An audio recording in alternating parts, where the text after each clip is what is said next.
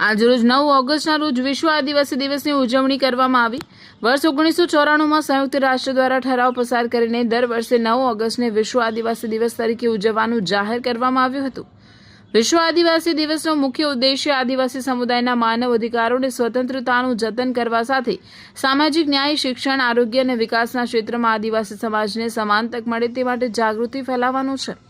માંડવી તાલુકામાં પણ વિશ્વ આદિવાસી દિવસની ભવ્ય ઉજવણી કરવામાં આવી। તાલુકાના વિવિધ ગામોમાંથી મોટી સંખ્યામાં આદિવાસી સમાજના લોકોનો માનવ મહેરામણ ઉમટી પડ્યો હતો। પરંપરાગત વેશભૂષામાં સજ્જ લોકો સાથે તાલુકાના આગેવાનો અને નેતાઓ પણ ઉજવણીમાં જોડાયા હતા।